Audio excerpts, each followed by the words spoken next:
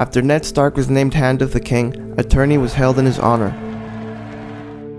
After the scuffle between the Hound and the Mountain, as Ned and Sansa walk towards the archery fields, they hear a commoner from the Dornish marches won the archery competition, with the prize of 10,000 gold dragons, outshooting a knight from House Swan and an exiled prince from the Summer Isles.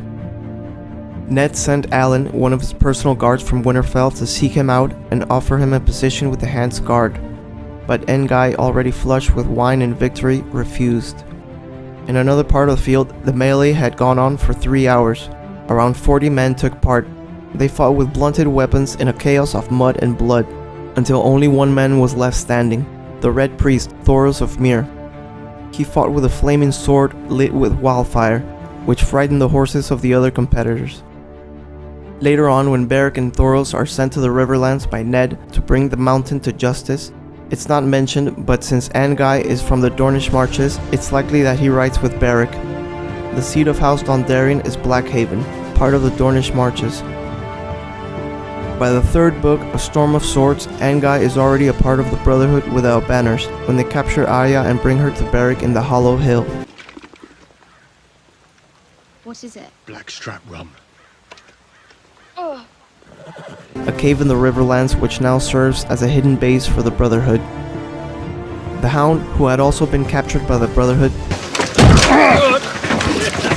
Watch your head! defeats Beric in a trial by combat and is set free. Soon after this, the Brotherhood comes upon a settlement in the Riverlands, containing a septry that had previously been sacked by the Lannisters and other armed bands. This time, the latest invaders were a group of sellswords who called themselves the Brave Companions, or sometimes called the Bloody Mummers. Beric ordered 2 men to stay behind and guard Arya and Gendry. In the early dawn, a soldier who had been crouching by the chimney, no more than a vague shadow, stood and stretched. Anguy's arrow flew straight into his chest. He tumbled down and fell in front of the septry door. 2 other archers of the Brotherhood brought down a couple of other guards, one with an arrow through his throat and the other through his belly.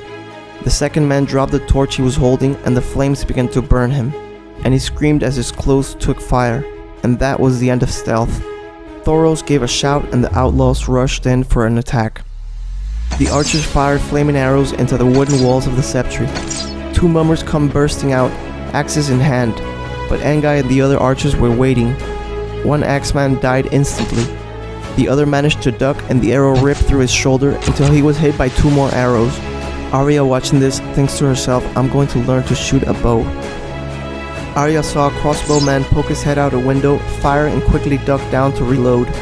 She could hear fighting from the stables as well. Kill them all, she thought fiercely, and bit her lips so hard she tasted blood. The crossbowman appeared again, but as soon as he shot his arrow, 3 hissed past his head. 1 rattled off his helm, and he vanished.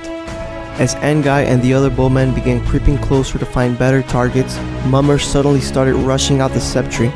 2 Ibinis with shaggy brown shields rushed out. Behind them, a Dothraki with a curved arak, and 3 Volantene soldiers.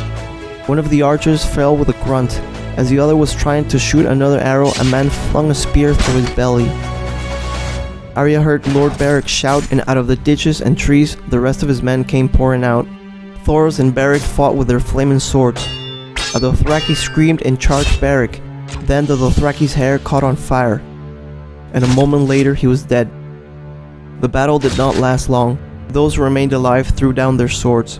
2 Dothraki managed to regain their horses and flee, but Lord Beric lets them go. Let them carry word back to Harrenhal, since that was where the Brave Companions were based after being employed by Tywin Lannister. Some soldiers searched the burning septry for captives and rescued 8 brothers. There was also a Septon with them, but he wore black chainmail over his grey robes. Thoros recognized him. It was Ut, a disgraced Septon and now a lieutenant of the Brave Companions. Beric ordered to have those who had surrendered to have their hands and feet tied for trial. They confessed to things they had done: towns and villages sacked, women raped and murdered, men tortured, and a few spoke of the boys that the Septon Ut had carried off. The Septon wept and prayed. He was hung by the neck, naked from a tree. The other Brave Companions followed one by one. After this is when, only in the show, Anguy gives a few archery tips to Arya. You good?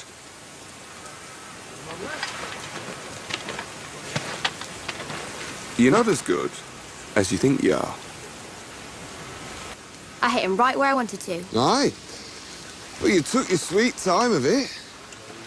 You won't be fighting straw men, little lady. Show me a position.